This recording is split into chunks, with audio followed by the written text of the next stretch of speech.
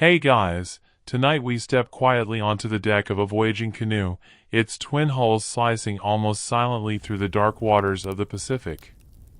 The air is warm but edged with the faint coolness that comes before dawn, and the sea beneath you glows faintly with threads of bioluminescence, as if the stars above have spilled into the water. The horizon is a perfect circle, no land, no lights, just you, the canoe, and a dome of sky scattered with constellations you haven't yet learned to name. You probably won't survive this, not because of the sea, but because of the patience it demands. Wayfinding here isn't a quick glance at a compass or GPS, it's a lifetime of memorizing the behavior of stars, the pull of currents, and the language of wind. One wrong guess, one star mistaken for another, and you could be hundreds of miles off course before the sun rises. So, before you get comfortable, take a moment to like the video and subscribe, but only if you genuinely enjoy what I do here. And hey, drop a comment with where you're listening from and what time it is. Now, dim the lights, maybe turn on a fan for that soft background hum, and let's ease into tonight's journey together. The canoe rocks gently, its hulls creaking with a sound that is not complaint but conversation, the wood flexing and answering the water's rhythm. You stand near the center, where the lashings between hull and crossbeams tighten with each small swell. The smell of salt is thick, mixed with the faint, earthy scent of the plaited coconut fiber ropes that bind everything together. Above you, the Milky Way stretches like a pale river, brighter here than you've ever seen on land. Near the bow, the navigator sits on a low wooden platform, legs folded, gaze fixed somewhere between the horizon and infinity. He's bare-shouldered, hair tied back, the tattoos on his arms curling like wave crests. You've been told he's memorized hundreds of stars, their rising points, setting points, the invisible lines they draw between islands you cannot yet see. His expression is calm, but there's an intensity to it, as if every flicker in the sky is a word in a story only he can read. Here's a quirky tidbit: traditional Polynesian navigation isn't just about knowing where stars rise and set, it's about memorizing entire star lines, arcs that link islands across thousands of miles. A navigator can switch between multiple lines during a single voyage, like changing roads at an invisible intersection. Historians still argue whether early Polynesian voyages were mostly accidental or deliberate feats of planned exploration. Standing here, watching the navigator's focus, it's hard to believe any of this could be by chance. Every shift of the sail, every paddle stroke seems part of a conversation with forces older than maps. The crew moves quietly around you, adjusting ropes, checking knots, tending the sail. Their bare feet grip the deck like second hands, reading the canoe's movement the way the navigator reads the sky. When the wind shifts, they respond instantly, not with shouted orders but with small hand gestures, as if sound itself might disturb the night's balance. You're tempted to look for familiar stars, but the sky here feels like an entirely new language. The Southern Cross tilts slightly to the west, its 4 main points clear enough to guide by. A band of stars arcs toward it, part of a path you'll soon learn to follow. Other bright points hang lower, close to the horizon, shimmering faintly where the air above the sea bends the light. The navigator finally glances your way and says, "We're on the road to the east.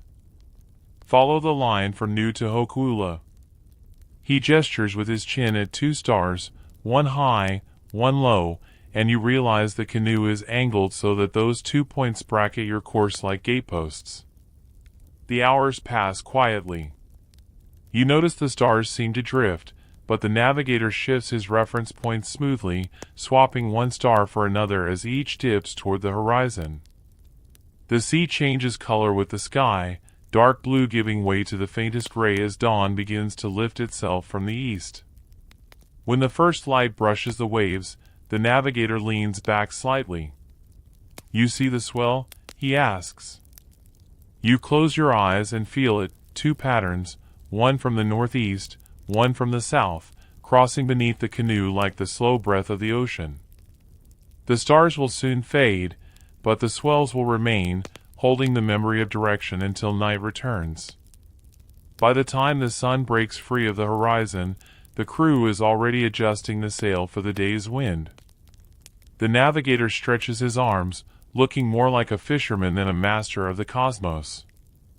But even as he takes a drink of water and eats from a small bundle of taro and fish, that part of him is still tracking the road above, even in daylight.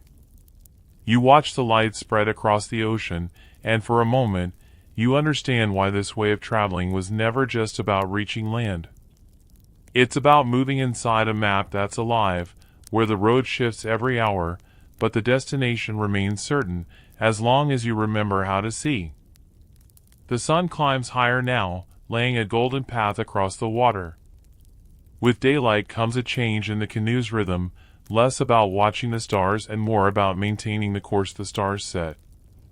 The navigator stays on his platform, but instead of looking up, he's watching the edges of the horizon, scanning for subtle cues that you can barely detect.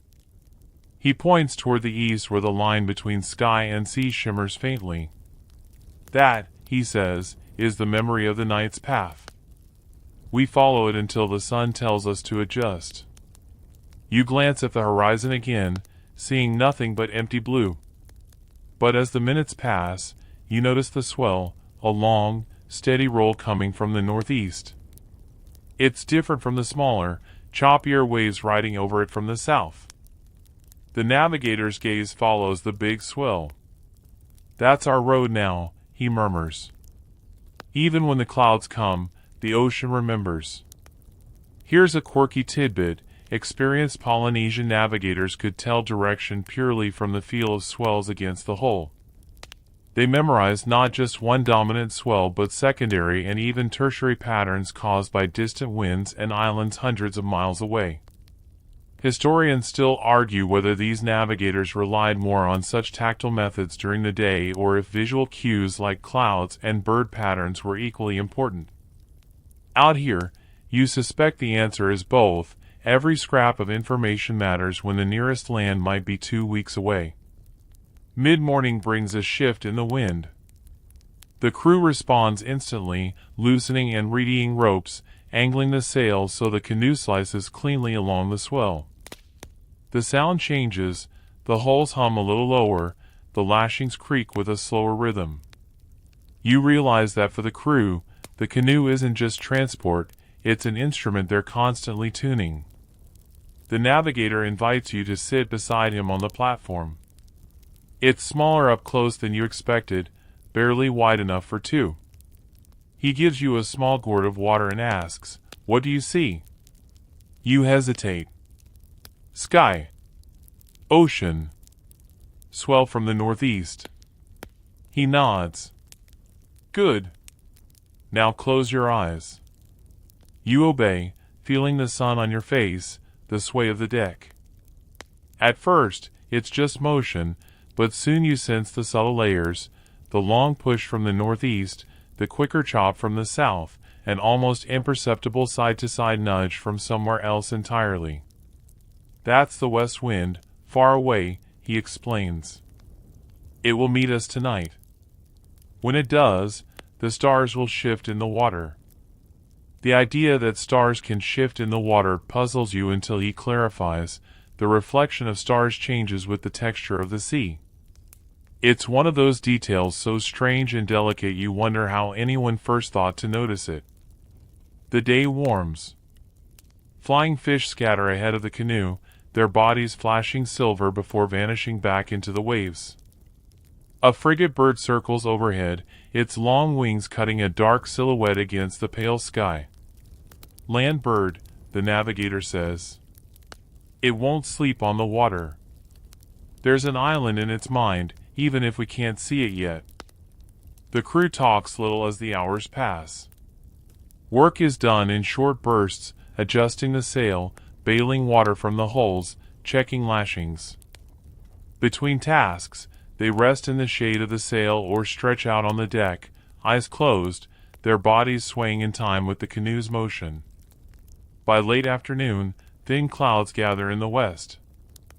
The navigator studies them for a long moment before telling the steersman to shift a finger width north. You can't see what he's reacting to until he explains.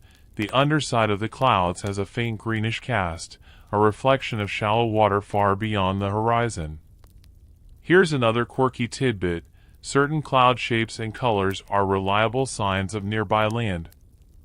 Flat-bottomed cumulus clouds often form over warm, moist air rising from an island's forests, while high, thin clouds can signal the cooler air above deep water. Historians still argue whether early navigators used clouds more as confirmation than as a primary tool. Watching the navigator now, you think it's both. He reads them the way you might glance at a clock, not for the first hint of direction but to be sure the time is still what you think it is. The sun begins its long descent. The light turns honey gold, the water shifting to a deeper blue-green. The crew moves with more purpose now, readying for the night. Sails are adjusted, ropes checked, the cooking fire in the small clay brazier coaxed into life. Dinner is taro and fish, eaten from woven leaf bowls. As you eat, the navigator tilts his head toward the east. Soon, he says, the night road will rise again. You look out to where the horizon is already deepening into indigo. The swells beneath you feel steady and sure, the canoe's course invisible but certain. Somewhere above that horizon, the stars are waiting. And you realize that the night ahead is not a repeat of last night, it's a continuation of the same road, as if you'd been walking a single, endless path across both time and sea. The sun slides lower until it's a red-gold coin balance on the edge of the world. The crew works with quiet efficiency, preparing the canoe for its second shift of the day. The daylight road, the swells, the wind, the patterns of birds and clouds, is about to give way to the night road, carved into the sky by the rising stars. You sit again beside the navigator on his small platform. He doesn't speak much during this transition, his gaze locked on the horizon as if coaxing the first stars to appear. The sea reflects the sunset in ripples of fire, fading into molten bronze before surrendering to the first shadows of night.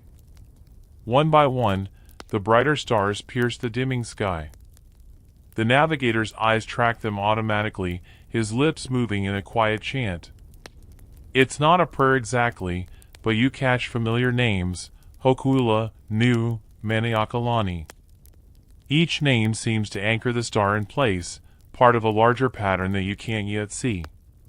Here's a quirky tidbit. In traditional Polynesian star navigation, each horizon point is assigned a rising and setting star, and navigators memorize hundreds of them. These are grouped into houses, much like compass points, but more poetic, each house a position in the great celestial canoe. Historians still argue whether these chants were primarily mnemonic devices or if they carried ceremonial significance beyond memory. Out here, under this sky, it feels impossible to separate the two. The chant is both a tool and a thread connecting navigator to ancestor. The swells are still steady from the northeast, but the navigator shifts his attention upward. Watch, he tells you. Hokula is our bow now. Keep her in the notch between the uprights. You follow his finger to a star just bright enough to pull your gaze, positioned above a tiny gap in the canoe's rigging. He explains that this notch is deliberate, part of the canoe's structure arranged to align with key stars during voyages. The entire vessel becomes a measuring instrument. The night deepens. More stars emerge, filling the gaps between the brighter points. Constellations you thought you knew look different here. Orion hangs at a sharper angle, the Pleiades rise more vertically, the Southern Cross glows brighter, tilted like a kite in the wind. The crew moves more quietly at night, their voices low, their footsteps deliberate. Every adjustment to the sail is made with a glance to the navigator first. The steersman's hand on the long paddle shifts by degrees, each movement subtle but decisive. You try to memorize the stars as the navigator calls them, but they're not just in a flat sky, they rise, climb, and set along invisible lines you can't yet see. He speaks of star lines like roads. When Hokula sets, you'll pick up Koa. When that drops, you'll follow Kalia. Here's another quirky tidbit. Star lines can be imagined as highways stretching across the ocean. Navigators know where each lane leads, switching lanes as the stars move, ensuring they stay on the path toward their destination. Historians still argue whether the knowledge of star lines was originally mapped by deliberate exploration or passed down from even earlier migrations. The navigator, however, simply shrugs when you ask. The ocean teaches, he says. Our grandparents listened. As the night passes, you feel the odd sensation that you're not moving through the sea at all. The stars are moving, and you are holding your place. The creak of lashings, the gentle slap of water between the hulls, the slow breathing of the crew, it all blends into a kind of moving stillness. Sometime past midnight, the navigator points to a faint star near the horizon. That's our relief marker. When it touches the water, we know we've gone far enough for the tide's turn. You realize this isn't just about direction, it's about pacing the journey, matching the canoe's rhythm to the ocean's larger cycles. By the time the eastern sky begins to pale, you've kept Hokula in her notch for hours, your eyes darting between the star and the dark edge of the sail. Your shoulders ache from the stillness, but there's a quiet pride in holding the line. The first hint of dawn pulls the stars back into their hiding places. The navigator stretches, his voice low and satisfied. You've walked a piece of the road. Tomorrow night, you'll walk more. You glance over the side, watching the water shift from black to deep indigo, streaked with silver. The canoe is still moving steadily, following a road you can now feel, even when you can't yet fully see it. And for the first time, the night's map doesn't seem impossible, it feels like something you might one day read for yourself. The dawn comes quietly, almost shy after the long clarity of the night sky. At first, it's only a faint whitening of the eastern horizon, so subtle you could mistake it for a trick of tired eyes. But then the light grows, spilling a pale silver onto the swells until the stars begin to fade one by one, like someone slowly snuffing out 1,000 tiny lamps. The crew shifts with the light. Some stretch out their legs after hours at their posts, others tend to the small brazier, coaxing a breakfast of taro, breadfruit, and dried fish into existence. The smell of it mixes with the salt air and the faint sweetness of the woven pandanus mats underfoot. The navigator doesn't move from his platform, but you notice his attention turning from the sky to the sea again. We're on the day road now, he says, voice still low. The stars sleep, but the ocean remembers. You sit beside him, following his gaze over the bow. The swells from the northeast are still there, long and steady, but now you notice how the sun's angle turns the ripples into a kind of textured map. The bright crests seem to align in invisible lanes, the shadows between them like deep water valleys. Here's a quirky tidbit. Polynesian navigators could judge their heading by the alignment of sunlit swells and the shadowed troughs between them, especially when clouds obscured the horizon. It's not just about where the waves are going, but how they're lit. Historians still argue whether this technique was as vital as star navigation or a secondary skill to be used only when conditions forced it. Watching the navigator now, you get the sense that these methods aren't ranked, they're woven together, each as strong as the others in its own way. The sun climbs higher, warming your shoulders. The ocean changes shade from indigo to a clearer blue, the kind of blue that makes you understand why sailors call it deep water. The navigator points out a faint shift in the swell from the south, a sign that a distant weather system has begun to breathe across the ocean. We'll feel more of that tomorrow, he says. By mid-morning, the crew is working in easy rotation.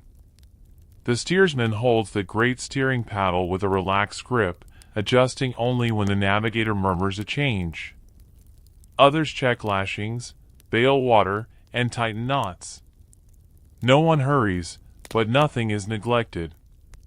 It's a rhythm that seems slow until you realize how much is being done without wasted motion. The navigator invites you to take the steering paddle for a while. It's heavier than it looks, and at first you overcorrect, making the canoe yaw slightly. Smaller moves, he advises. Think of it as breathing with the swell, not fighting it. It takes minutes before you begin to feel it, the way the canoe responds to the subtlest pressure, the way the hulls slide into the trough and rise over the crest without complaint. You're not controlling the canoe so much as persuading it. Here's another quirky tidbit. Many master navigators compared steering to holding a conversation. You speak with the paddle, the canoe answers through its motion, and the ocean listens the whole time. Too forceful, and you shout over the canoe's natural rhythm. Too timid, and you lose the conversation entirely. By midday, the heat has built enough that the crew seeks shade under the sail. The horizon wavers in the heat shimmer, and even the birds seem to be resting, circling lazily in the sky. You feel the day's pace slow, but the navigator never seems to lose track of the unseen road beneath you. Every so often, he glances to the clouds or dips a hand in the water, judging its temperature and texture as though taking the ocean's pulse. In the late afternoon, the wind freshens. The canoe leans into it, spray flecking your face. The crew comes alive again, adjusting ropes and pulling the sail tighter. The change is subtle at first, but the navigator shifts your heading by the smallest fraction to accommodate.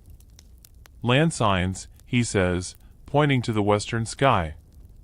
You squint, seeing only a bank of clouds.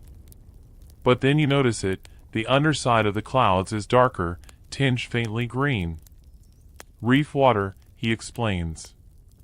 Still far, but close enough for the sky to remember it. Historians still argue whether such cloud coloration was used as a primary land-finding tool or simply as confirmation when other signs aligned. Either way, your respect for the navigator's perception grows. He reads these details as easily as you'd read a written map. The sun lowers again, turning the water to molten gold. The day's heat bleeds away, replaced by a gentle coolness that makes the skin tingle. The navigator's focus turns upward once more, scanning for the first stars that will hand the road back to him. Dinner is simple: fish cooked over the brazier, breadfruit roasted until the skin splits, water from gourds passed around the crew. The night air smells faintly of smoke and salt, with a whisper of something floral carried from who knows where. And as the first point of starlight pierces the darkening sky, you realize you've begun to feel the shift between day road and night road the way the navigator does, not as two separate things, but as one continuous journey, the road simply changing its language as the light changes. Night falls more quickly at sea than it does on land. One moment you're watching the gold fade from the water, the next, the horizon is gone, replaced by a dome of indigo so deep it feels bottomless. The stars blink on almost shyly at first, then all at once, until you're surrounded above and below by scattered light, the sea mirroring the sky so perfectly that, for a dizzying moment, you're not sure where one ends and the other begins. The navigator is already in position on his platform. His eyes move with the patience of someone who has seen this same sky 1,000 times but still greets it like an old friend. He tilts his chin toward a bright point rising in the east. "That's KOA," he says. "Our first guide tonight. Keep her halfway between the mast and the forward lashings." You follow his instruction, tracing the line he describes. Sure enough, the canoe's heading matches the star's slow climb. The sail bellies gently in the wind, the ropes creak, and somewhere in the shadows a paddle dips to adjust the trim. Here's a quirky tidbit: Polynesian star navigation doesn't lock onto a single star for an entire night. Instead, it follows a relay of stars, each one guiding the canoe until it rises too high or sets too low, at which point the navigator switches to another along the same star line. Historians still argue whether this method was developed purely through trial and error or if it drew on a shared astronomical heritage carried from island to island. The navigator, if he's thought about the question, doesn't say. He simply calls the next star's name when KOA begins to drift too high for comfort. The sea feels different tonight. The long northeast swell is still there, but a gentler roll from the west has joined it, tilting the canoe ever so slightly between each rise and fall. That's the gift of yesterday's west wind, the navigator says. It will be with us for a few days.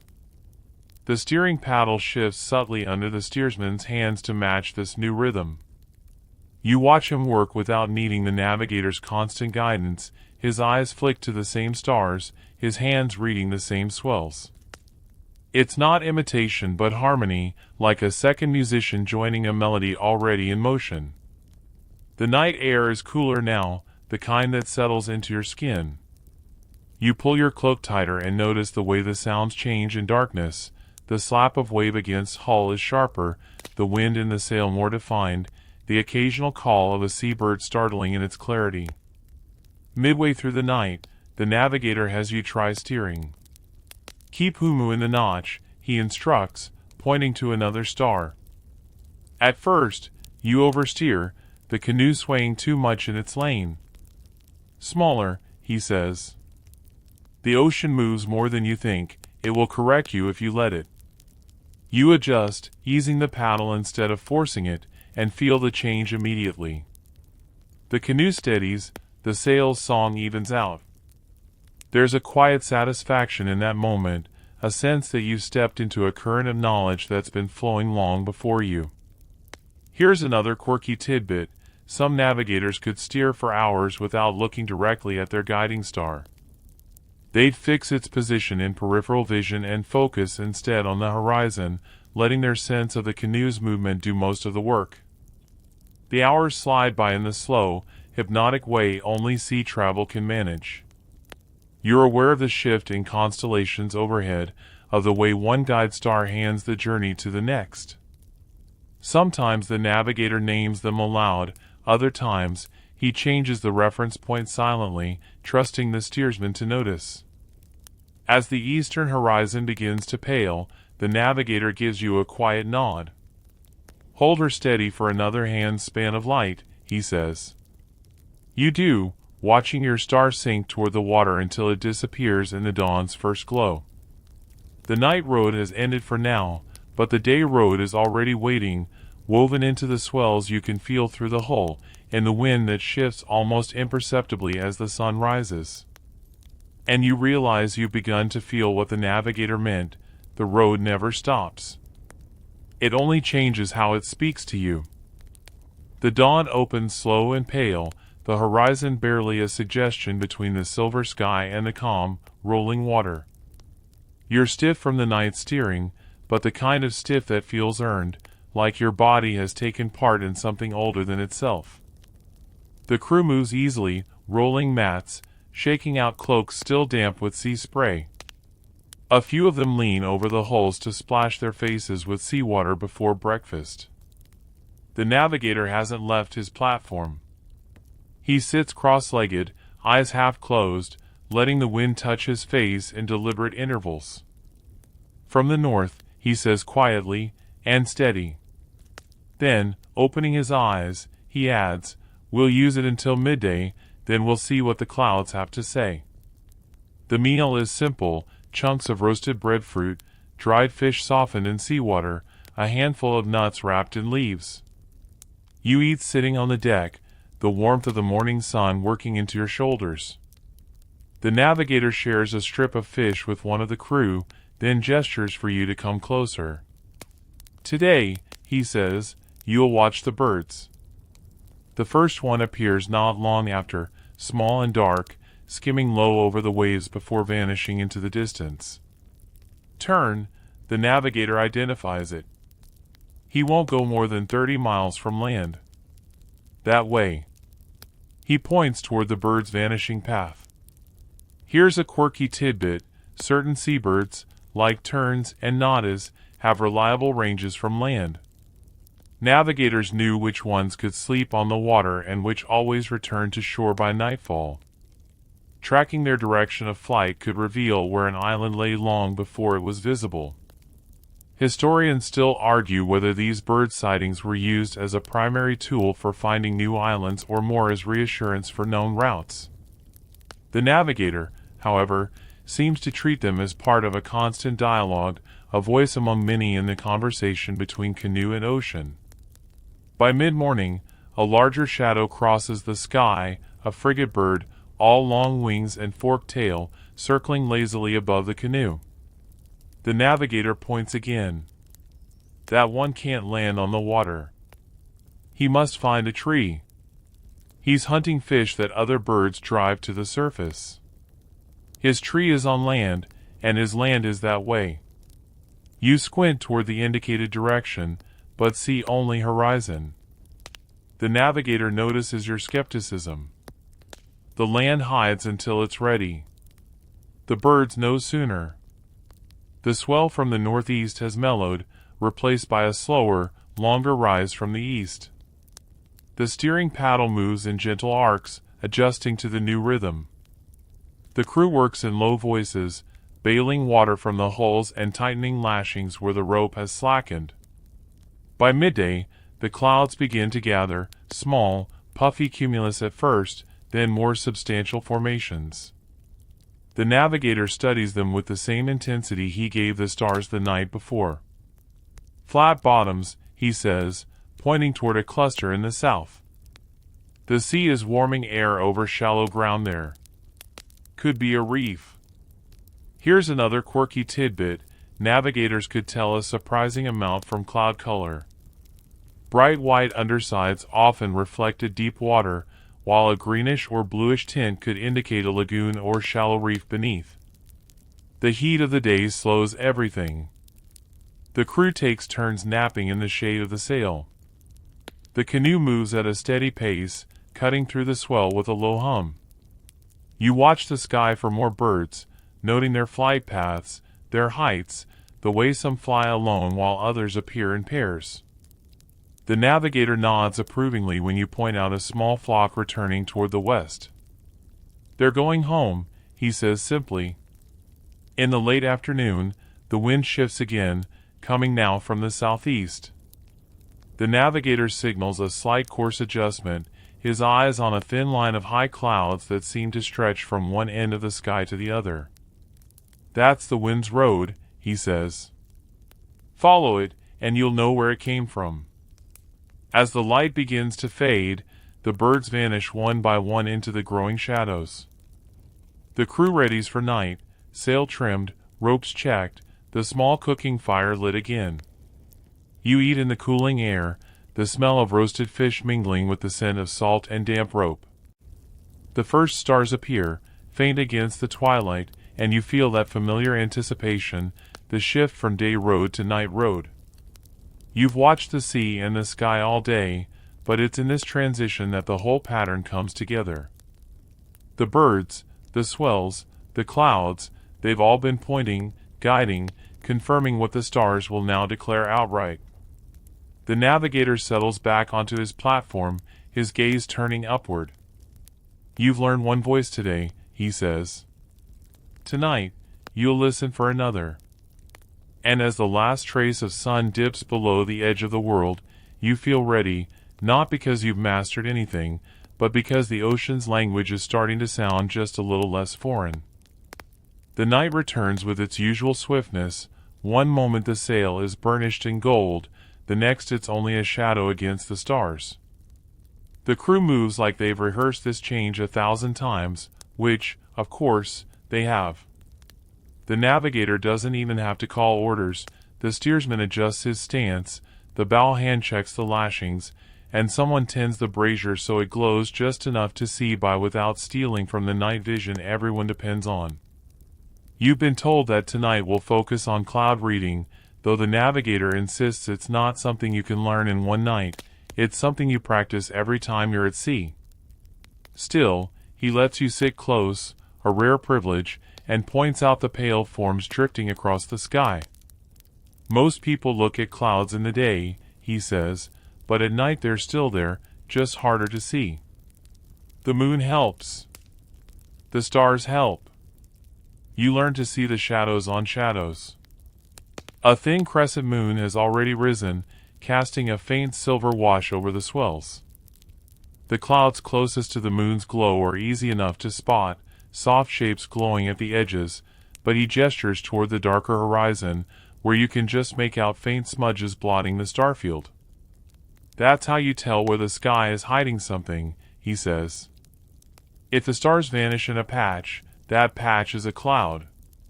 Here's a quirky tidbit. Skilled navigators could identify land far beyond the visible horizon by the way clouds formed or held their shape over it. Even at night, the reflection of moonlight off sand, lagoon, or forest could subtly change a cloud's underside. Historians still argue whether night cloud reading was widespread among all voyaging societies or a more specialized skill held by the most experienced navigators. Watching the man beside you, you understand why. It takes a certain patience to stare at faint shadows for hours, trusting your eyes to notice what they're not seeing. The night is warm, the air still carrying the salt-heavy breath of the southeast wind from earlier. Your guiding star tonight is Plana, bright and steady just above the mast. You steer by it for a while, letting the canoe's rhythm guide your hand on the paddle, while also keeping half an eye on the shifting shapes above. Every so often, the navigator murmurs a note. That cloud is moving faster than the wind, high up. Ignore it. Or, that one, green underbelly. Reef below. Too far to change course, but remember it. As your eyes adjust, you start to see what he means. The green is faint, almost imagined, but once spotted it's undeniable. Another cloud seems to carry a reddish tint beneath it, which the navigator explains comes from volcanic soil on an unseen island. Here's another quirky tidbit. In some traditions, navigators believe certain colors in clouds carry not just geographical information but omens: red for danger, green for safe water, white for open sea. Whether or not those meanings were practical or symbolic, they added another layer to the mental chart a navigator carried. The hours pass in a slow weave of observation and steering. The moon sinks lower, and without its glow the clouds become more elusive. You focus on the star line, swapping to a new guide when Plana climbs too high, all while keeping a corner of your vision trained on those shifting, half-seen shapes. By the time the first light of dawn reaches the horizon, you've noticed something unexpected. You're starting to pair the clouds you see at night with what you saw in the day. A patch that looked white and high over the western swell yesterday now drifts in the same position tonight, its underside faintly darkened. The navigator nods when you mention it. Clouds remember, too, he says. As the sky lightens, the clouds fade back into the daylight version of themselves. But you feel like you've been shown a second layer of the map, one that exists in the thin, quiet hours between dusk and dawn, when the sea is just a little more secretive. And you're beginning to understand, it's not just the stars that make the night road. It's the shadows, the reflections, and the way the sky keeps whispering about what's ahead, if you have the patience to listen. The next morning begins with a light haze, the kind that makes the horizon blur into the sky. It's the sort of weather that could unsettle someone new to the open sea, no clean line to measure against, no sharp sun to keep track of direction. But the navigator doesn't look worried. In fact, he seems pleased. This is when the swell speaks loudest, he says. You follow him to the steering position, where the long paddle rests in its loop of rope. The crew moves around you with unhurried efficiency, checking lashings, readying knots, passing water gourds from hand to hand. The smell of salt and last night's embers lingers in the morning air. The navigator has you close your eyes. Forget the sky for now, he says. Feel the floor. At first all you notice is the side-to-side sway of the canoe. Then, gradually, you begin to sense a pattern, a slow, rolling lift from the northeast, steady as a heartbeat. Beneath it, though, is another movement, a softer, quicker pulse from the south. Two swells, he murmurs. The long one is our road. The short one is from the storm we heard about 2 days ago. You ride one, you correct for the other. Here's a quirky tidbit.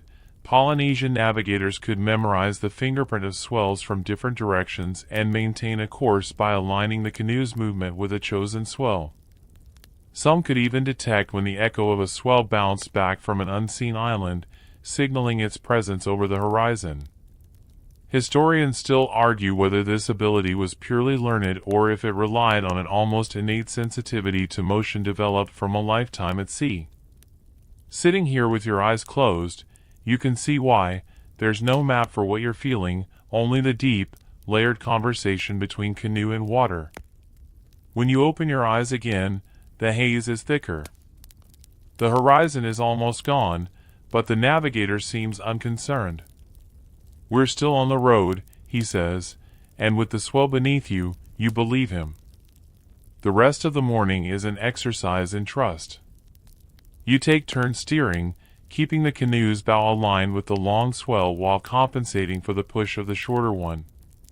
It's harder than it sounds.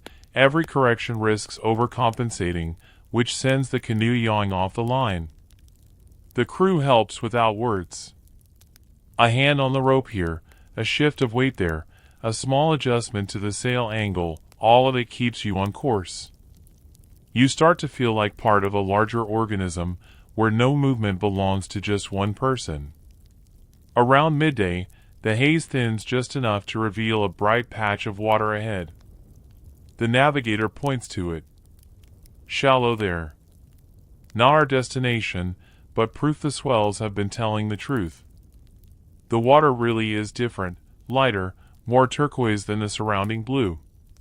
Even from here you can tell it's shallower, the sun bouncing back from sand or reef not far below the surface. Here's another quirky tidbit.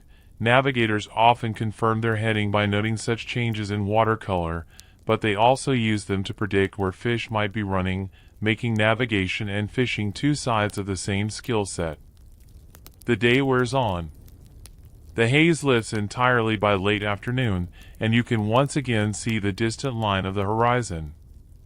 The swells, however, remain the same, your invisible road still rolling beneath you. As evening approaches, the navigator warns you that the night will be a double road journey. We'll use the stars until they're gone, he says. When the clouds take them, we'll ride the swell. Dinner is quiet, the crew conserving energy for the long stretch ahead. You eat breadfruit and dried fish by the soft light of the brazier, the air cooling as the sun slips away. And when the stars finally appear, bright and brief before the first veil of night clouds drifts in, you realize you're ready for it. Ready to steer not just by what you can see, but by what you can feel, the slow, endless heartbeat of the ocean under your feet. Night comes in stages tonight. First, the last streaks of gold drain from the western sky, leaving behind a pale wash of lavender. Then, as the heat slips from the air, the deeper blues creep in, and the stars arrive, not all at once, but in scattered handfuls, like someone tossing bright seeds into the dark. The navigator wastes no time in setting the course. Follow Anamua, he tells the steersman, indicating a star just above the eastern horizon.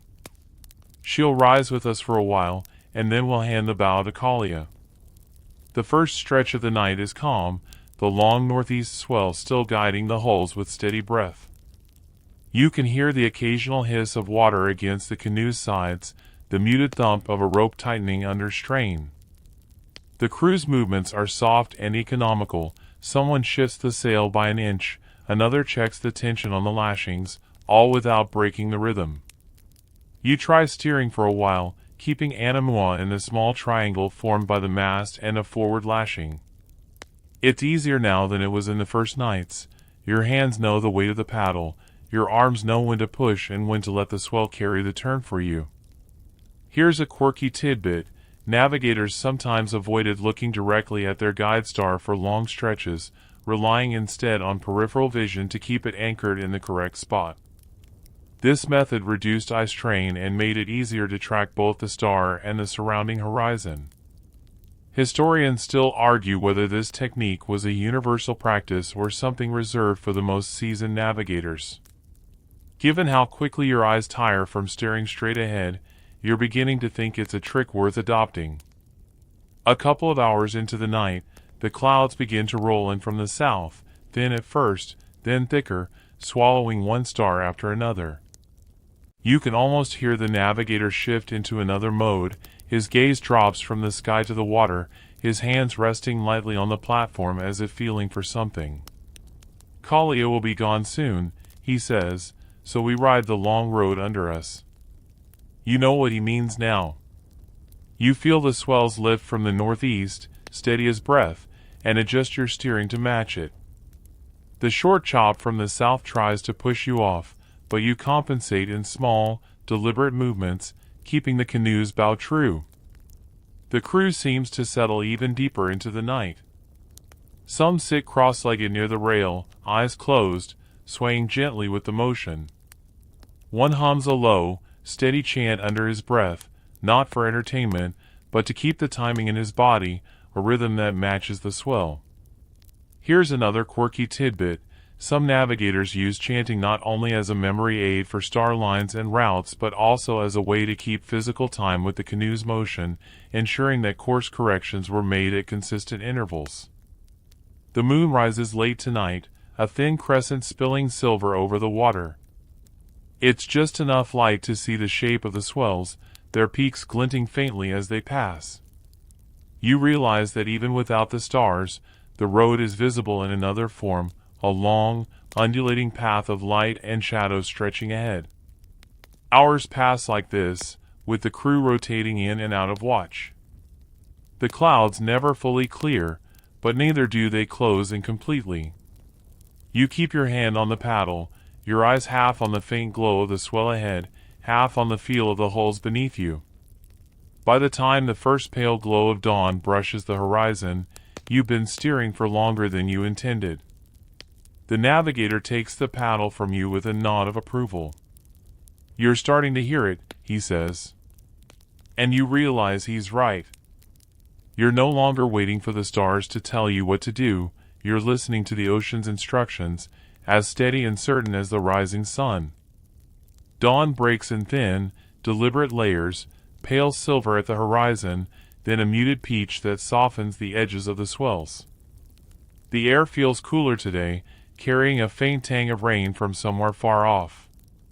You stretch your legs, still feeling the echo of the night steering in your shoulders and forearms, like a subtle reminder that the canoe is as much a weight to carry as it is a road to travel.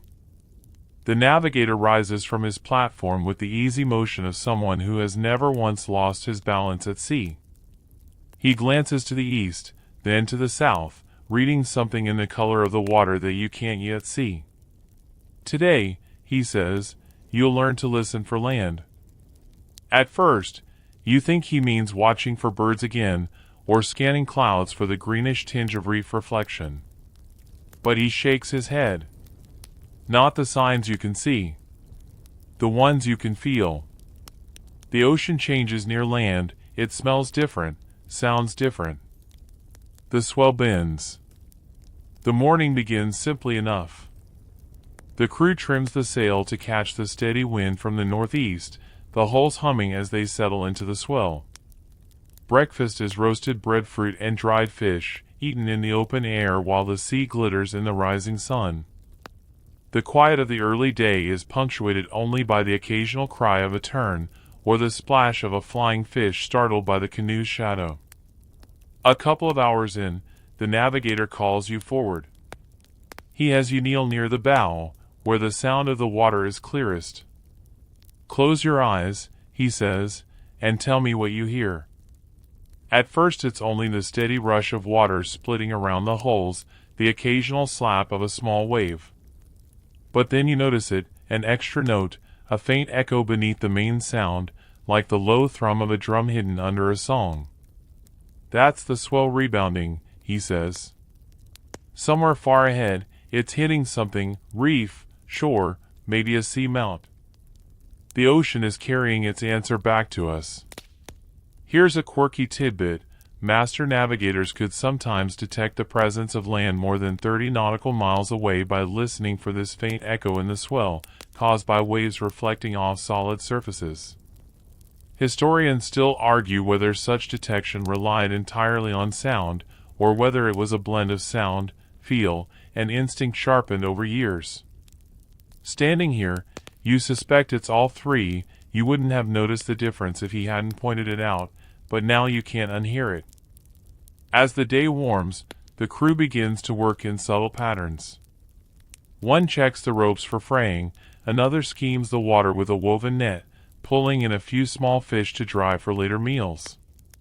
The navigator keeps scanning the horizon, not with expectation, but with the steady patience of someone who knows land appears when it chooses, not when you demand it. By midday, the color of the water shifts slightly, still deep, but tinged with a green that wasn't there before. The navigator points it out. More sunlight bouncing back. The floor is closer here. You spend the afternoon alternating between steering and listening. At one point, the echo in the swell grows stronger, and you find yourself glancing ahead instinctively, as though the land might suddenly step into view. But the horizon remains unbroken. Here's another quirky tidbit. In some traditions, navigators gave names to the different voices of the ocean when it hit various kinds of land, sharp for cliffs, soft for sandy beaches, broken for islands with many reefs. Those names became part of the oral charts passed down through generations. The late afternoon brings a shift in the wind, just enough to require a small change in heading. The crew moves like water themselves, adjusting the sail, shifting weight, making the new course feel as smooth as the old one. By sunset, the echo in the swell is undeniable. The navigator smiles faintly, not in surprise but in acknowledgement. Tomorrow, he says, you'll see what's been talking to you all day. The stars come out, the night road opens again, and you steer with a strange mix of anticipation and calm. Somewhere ahead, land waits, still invisible, but already a presence in the water, the air, and the long, steady beat of the swell beneath your feet. The night passes without urgency, though the anticipation hums quietly beneath every sound of the canoe. You keep the course steady by following Hokula through the dark, but you're no longer steering only for direction, you're steering toward a presence you've been sensing since yesterday. The swell's rebound is a little stronger now, the air just faintly sweeter, as if the ocean has begun to carry the scent of green things. By the time dawn spills over the horizon, the crew is already stirring with an energy you haven't seen before. They move more briskly, talking in low voices, scanning the sky. The navigator takes his place at the bow, leaning forward slightly, eyes half-lidded as if he's letting the light work its way into his memory.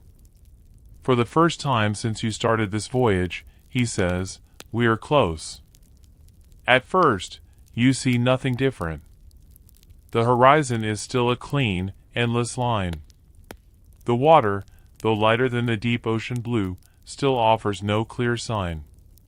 But then the navigator points, not directly ahead, but slightly to the port side. There. You squint and still see nothing, but then the sun shifts, and you catch it, a faint smear of cloud that doesn't seem to move with the others.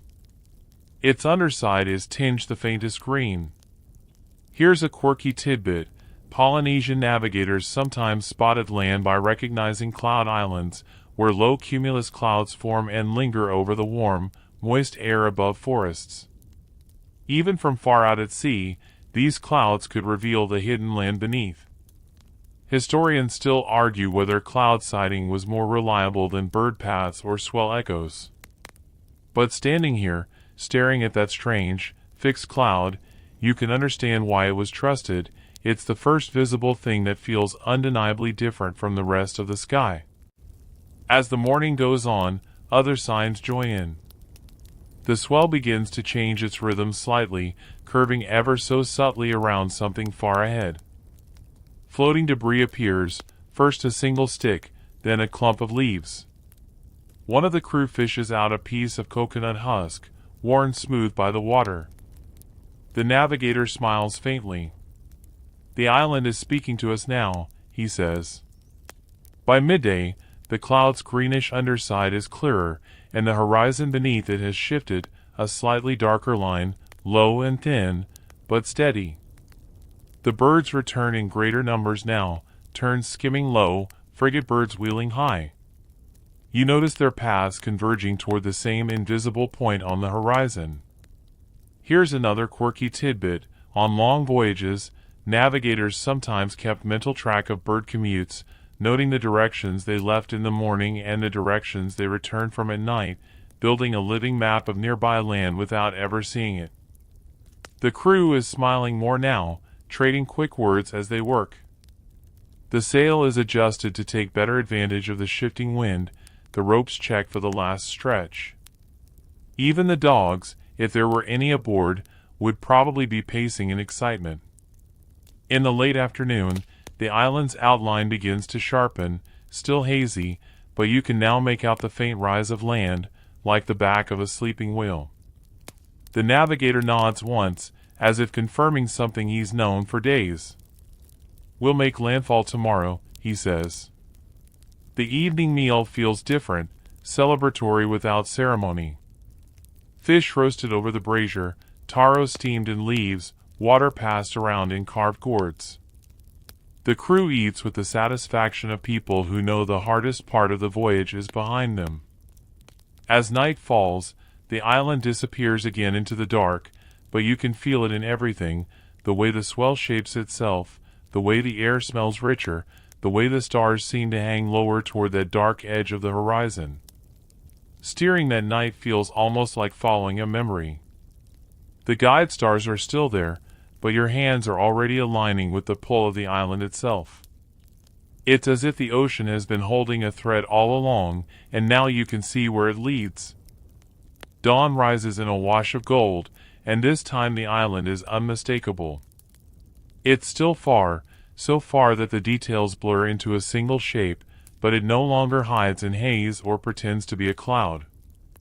The dark outline sits low on the horizon, its highest point a gentle slope rather than a jagged peak, like the curve of a sleeping giant's back.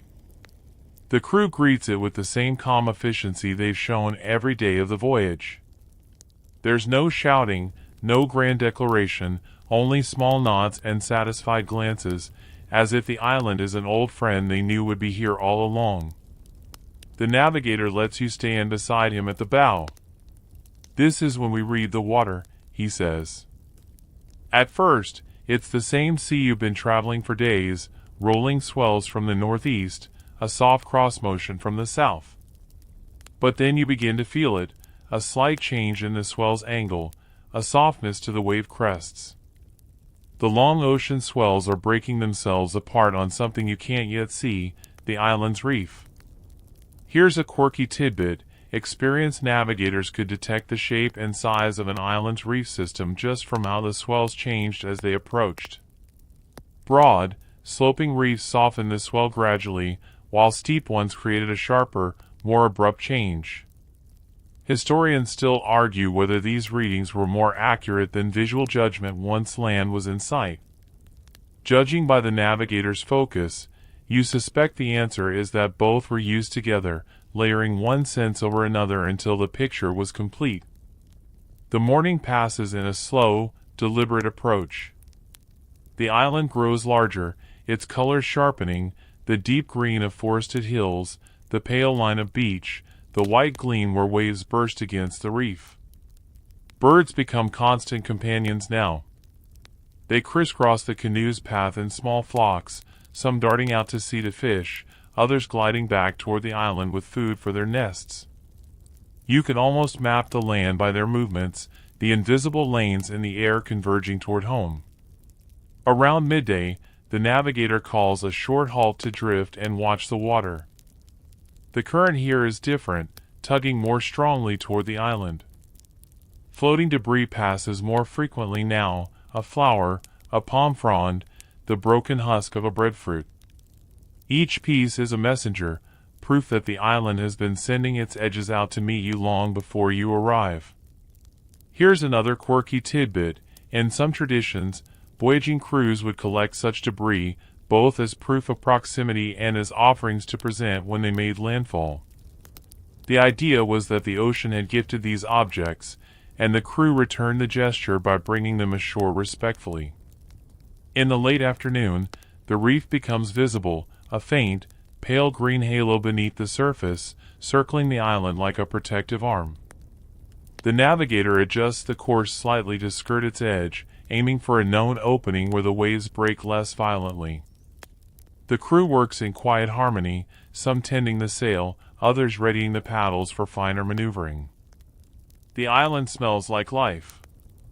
You catch it in the breeze, damp earth, flowers, the faint musk of growing things.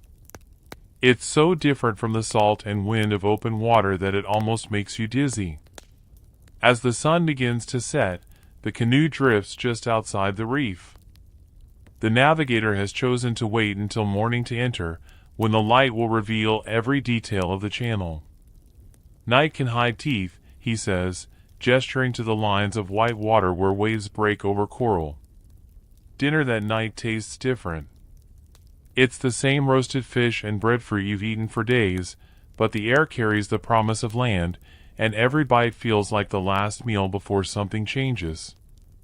The stars come out over the dark shape of the island, and for the first time in this voyage, you're steering towards something you can still see when you look down. The road is no longer invisible, it's a bright thread tying the canoe to the shore just beyond your reach. And in the quiet hours before dawn, you catch yourself glancing toward the dark shape again and again, as if making sure it's still there, as if it might slip away while you're not looking. The first light of dawn spreads across the water, pale gold spilling into the green-blue shallows inside the reef. The island ahead is no longer a distant shape but a place, trees catching the sun on their leaves, birds rising in wheeling arcs over the beach, the faint line of smoke from somewhere inland. The navigator stands at the bow, steady as the mast, eyes scanning the waves for the opening in the reef. Patience, he says, though no one is rushing him. The channel must be approached at exactly the right angle, in exactly the right moment between sets of breaking waves. The crew prepares quietly. The sail is lowered partway, the paddles brought out and placed where they can be grabbed in an instant. You can feel the anticipation humming in the air, not the noisy excitement of a celebration, but the focused readiness of a team about to perform something they've trained for their entire lives. Here's a quirky tidbit. In many Polynesian traditions, the approach to an island was guided not just by navigation skill but by specific rituals. Certain chants were performed to ask the reef for passage, while others were meant to honor the island's guardian spirits. Historians still argue whether these rituals were purely symbolic or whether they also served as practical timing devices, keeping the crew calm and synchronized before the final entry. Watching the crew now, you suspect it was both, the rhythm of the chant matching the rhythm of the sea. The navigator lifts his hand. A set of waves crashes over the reef, sending plumes of white spray into the air. Then there's a brief lull, and his voice cuts through the morning. Now! The paddles bite into the water, the crew strokes deep and perfectly timed. The canoe glides forward, the reef on either side a pale blur beneath the surface. You glance down and see coral heads, dark and solid, just a few arms' lengths below. The water here is so clear you feel you could reach in and touch them. In less than a minute, you're through. The sea inside the reef is calmer, the swell softened, the water a shade lighter. Ahead, the beach curves gently, its sand a pale gold against the green of the trees. The crew eases their strokes, letting the canoe drift the last distance. The navigator stands, raising his arms toward the shore in a gesture you've seen in no other part of the voyage. It's a greeting, but also an acknowledgement, a way of saying, "We are here," and we come with respect. Here's another quirky tidbit. Some navigators named the channels through reefs and taught them as part of their star maps, as if each was an island's front door, remembered and passed down alongside the routes that led to it. The canoe's hull scrapes gently against the sand. The crew steps out, the water only knee-deep, and begins unloading what little they carry, bundles wrapped in woven mats, fishing gear, water gourds. The navigator is the last to step off, pausing to touch the hull as though thanking it for the safe passage. The beach is warm underfoot.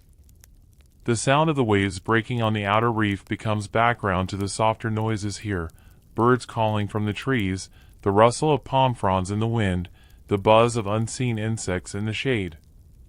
You help carry supplies above the high tide line, your feet sinking into the sand with every step. The air smells rich, earthy, sweet, layered with scents you can't name but feel you've missed all along. The crew sets up a small camp near the treeline. There's no rush to go inland. The navigator says the island will still be here tomorrow, and today is for letting the sea's rhythm lead your body before taking up the lands. As the sun climbs, you find yourself glancing back at the canoe, resting in the shallows.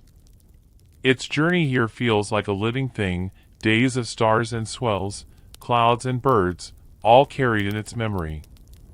And though the land is solid beneath your feet, part of you already wonders what it will feel like to push the canoe back into the water and follow the road of stars once more.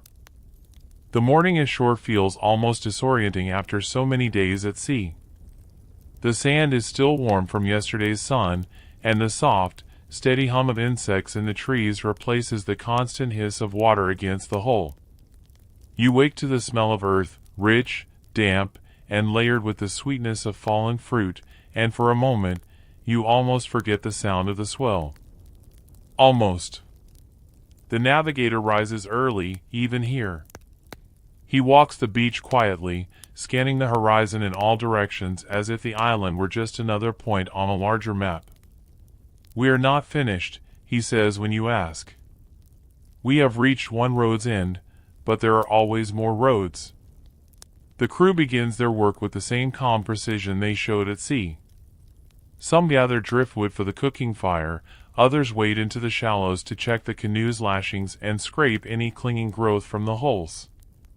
A few head inland to find fresh water, carrying gourds and woven baskets. You follow the navigator along the shore. He points out the signs of the reef's shape, the way certain patches of water just beyond the breakers are darker, where channels cut deeper into the coral, the pale, frothy lines where waves meet shallower heads. "If the stars go out tomorrow," he says, "you still have this." The shape of the reef is the island's shadow on the sea. Here's a quirky tidbit. Some navigators kept mental reef maps of multiple islands, memorizing not only the approach channels but also how the reefs reflected waves back into the open ocean, creating unique swell patterns recognizable from far away. Historians still argue whether these reef patterns were taught formally or picked up through repeated visits. Judging by the way the navigator talks about them, you suspect it's both, lessons anchored in memory by the feel of each arrival. By midday, the camp smells of roasting breadfruit and fish pulled from the shallows. The crew eats under the shade of a breadfruit tree, talking softly, their eyes often drifting toward the canoe resting in the lagoon. Even here, the vessel feels like the center of everything. In the afternoon, the navigator takes you inland along a narrow trail. The air is cooler here, filtered through the canopy of palms and broadleaf trees. You pass a freshwater spring where the crew has filled their gourds, and further along, a grove of pandanus whose leaves will one day become mats, sails, and ropes. An island is not just a stop, he says.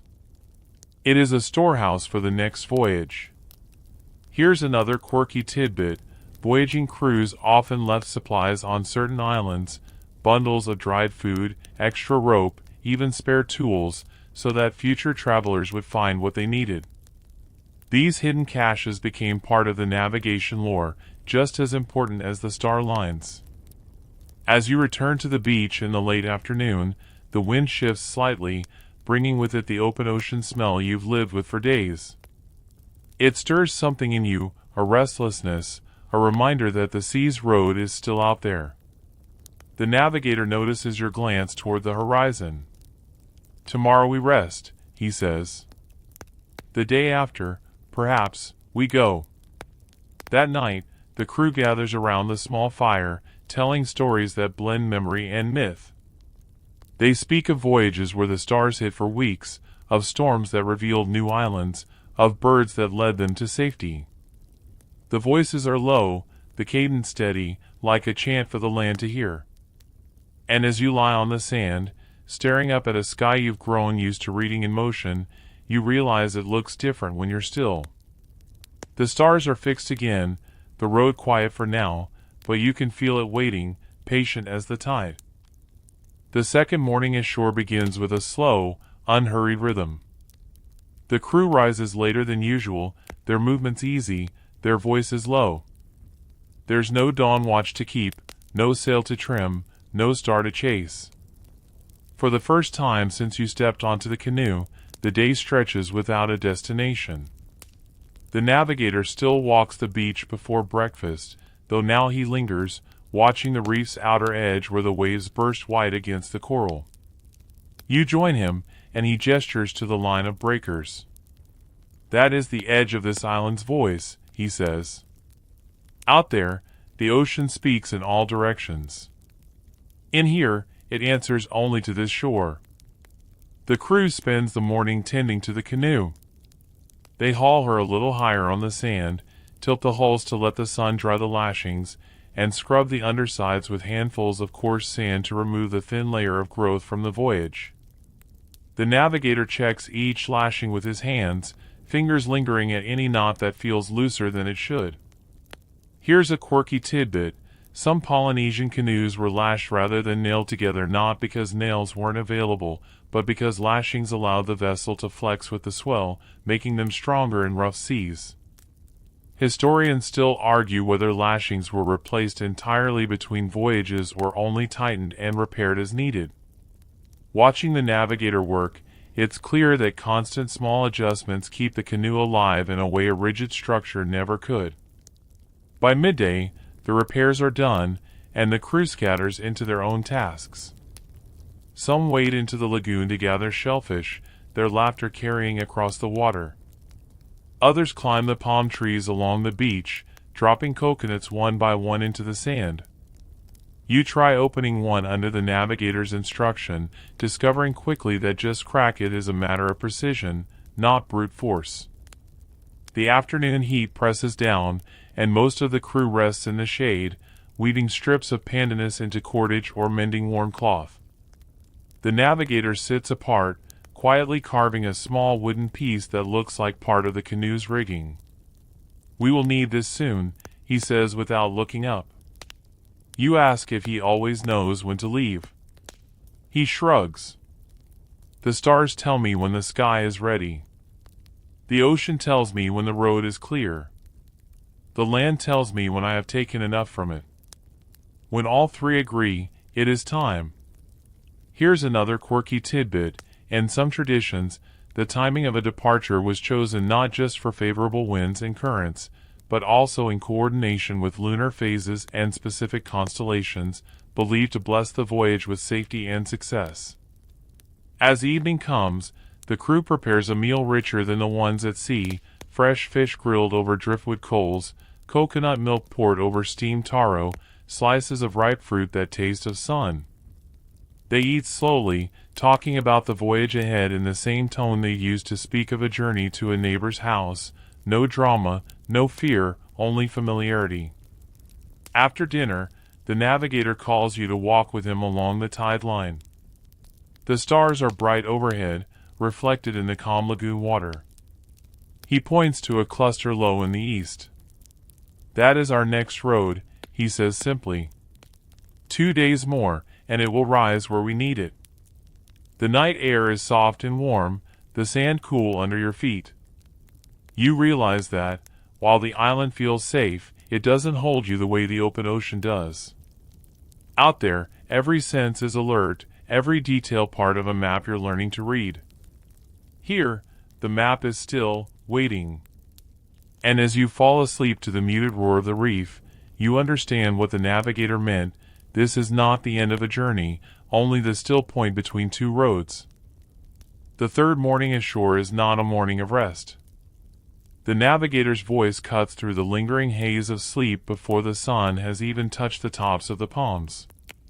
Today, he says, we prepare to leave. The crew moves without hesitation.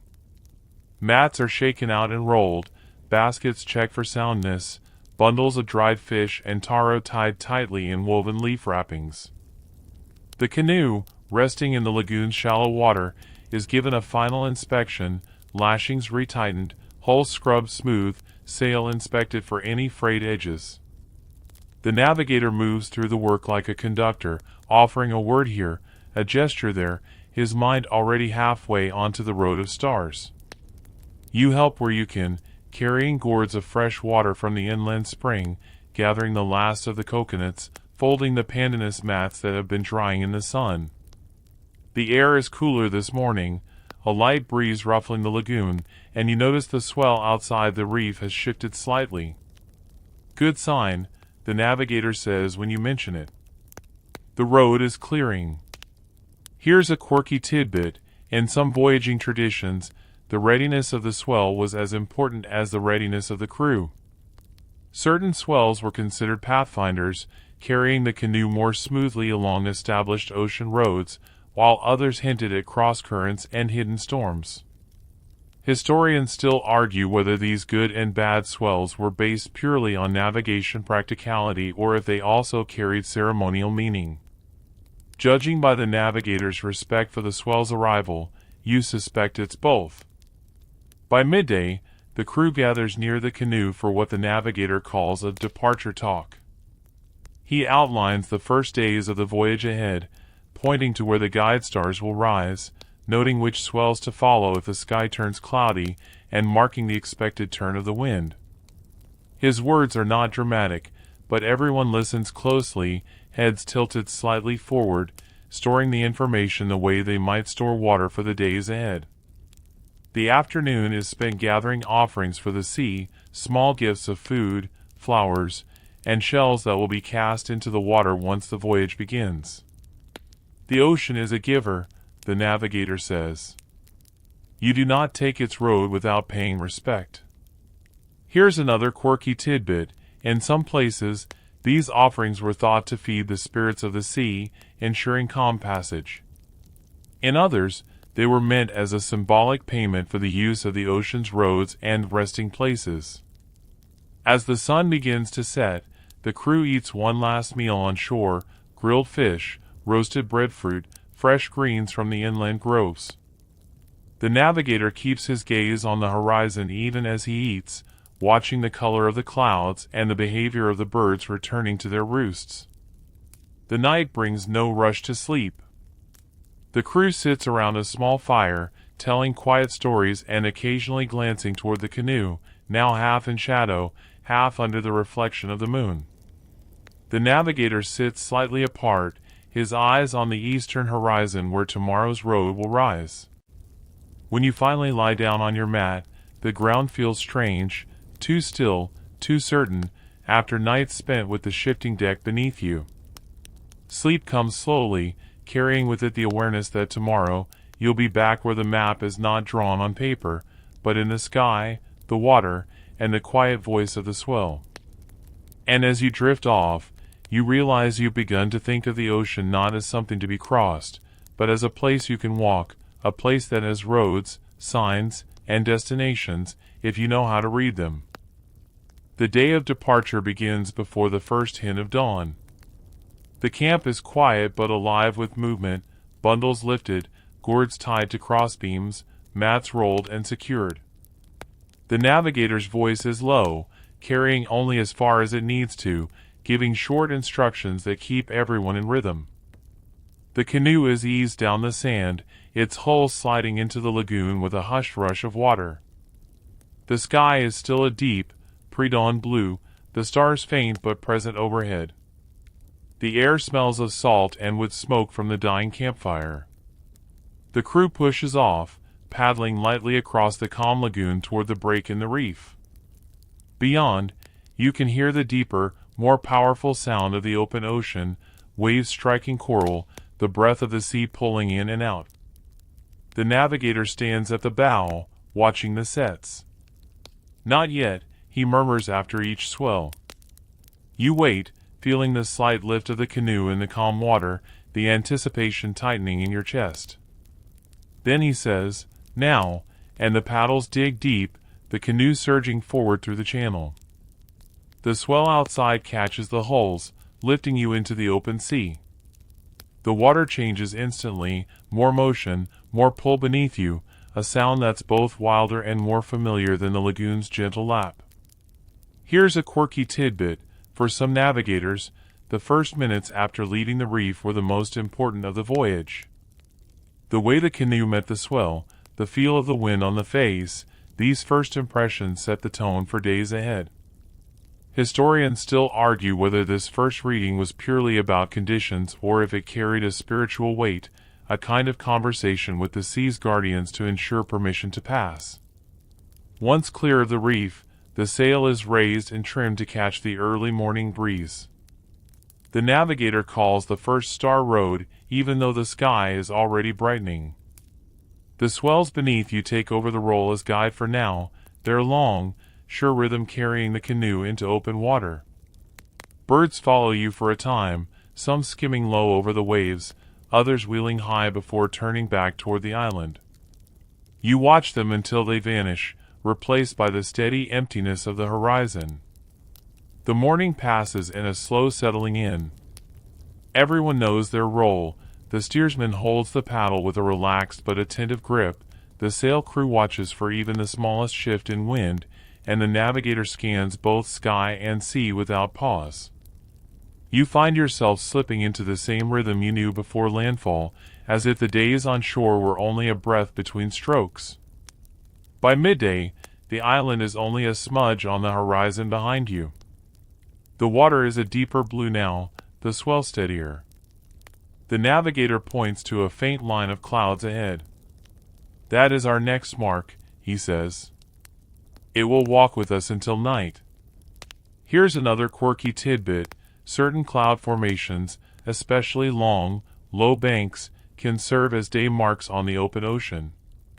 Navigators would track their position relative to the canoe, much like following a star at night, adjusting course to keep them in the correct place on the horizon. As the sun lowers, the air cools, and the crew prepares for the first night back on the ocean road. The sail is adjusted for the evening wind, ropes checked, and the cooking fire lit. Dinner is eaten quickly, the navigator eager to take the first star sightings after sunset. When the stars arrive, they feel like old companions. You find your guide in the sky without being told, holding the canoe's heading steady against the swell. The island is gone now, swallowed by darkness, and you are once again in the endless space between sea and sky. And though the voyage ahead is still long, the familiarity of the road under your feet feels like coming home. The first night back at sea is different from the ones before landfall. Your hands know the paddle better now, your eyes find the guide stars faster. The horizon is clean again, no shadow of land tugging at your attention, and the ocean's voice is back to its long, steady rhythm. The navigator sits a little closer to you this time, perhaps to gauge your progress. "Our road tonight," he says, "will change twice. You'll feel it before you see it.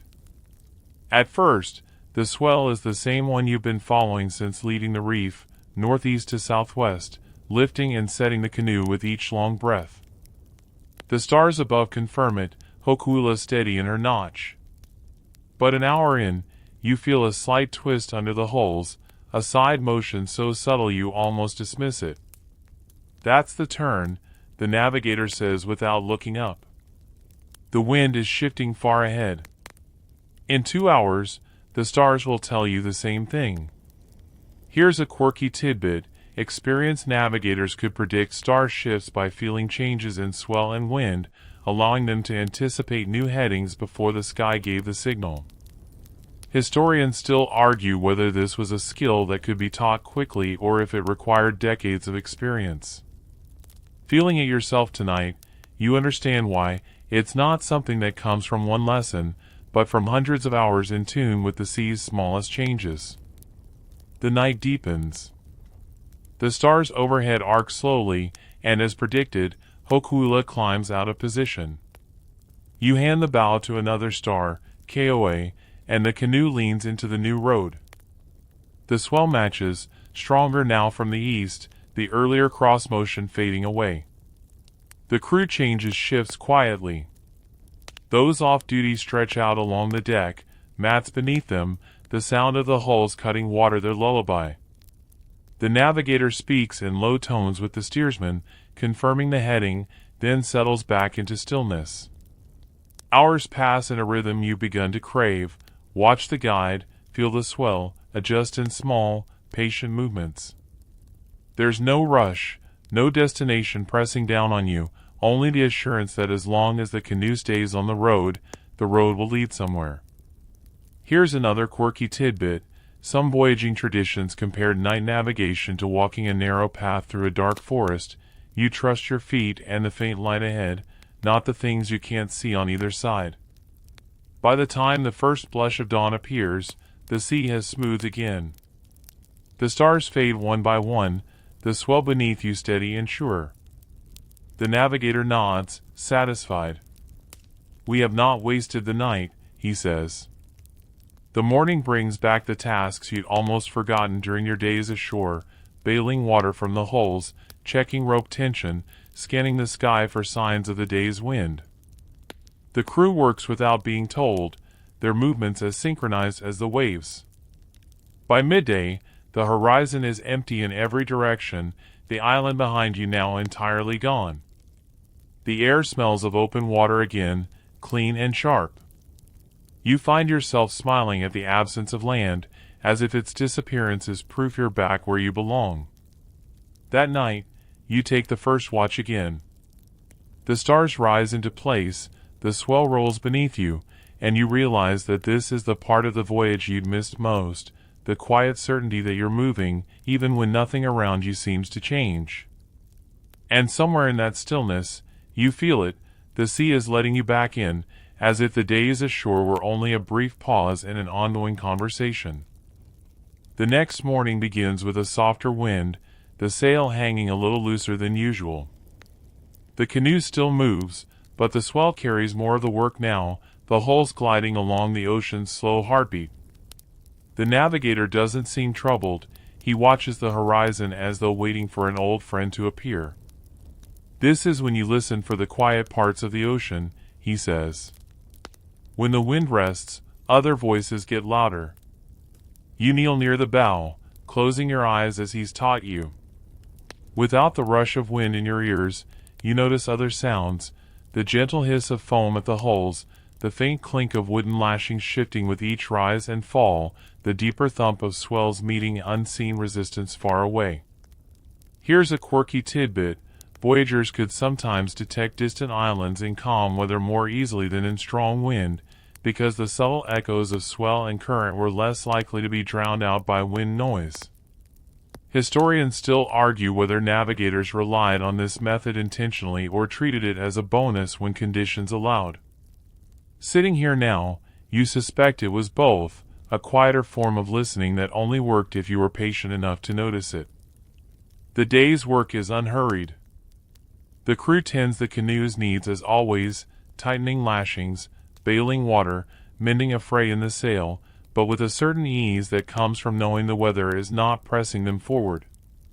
Meals are shared in small clusters, conversation flowing in the same unhurried rhythm as the sea.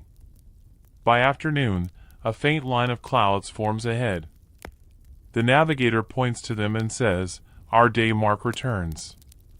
You remember the lesson from before landfall, long, low cloud banks as guideposts during daylight, and realize that this one matches the heading you've been steering all morning. The wind picks up slightly toward evening, filling the sail just enough to carry you at a steadier pace. The navigator checks the heading against the swell, then gives the nod to continue without change. You notice the crew's subtle approval. A steady course means a steady night ahead. Here's another quirky tidbit. Some voyagers considered an unchanging heading a sign of favor from the ocean spirits, a quiet blessing that the road ahead would be clear. Whether or not you believe in that, you feel the same quiet relief, less work for the hands, less strain on the mind. As the sun sets, the clouds ahead turn molten at their edges, then fade into the deep indigo of evening. The stars begin to reveal themselves, and the navigator calls the first guide of the night. It's a star you know now, one you can place without searching.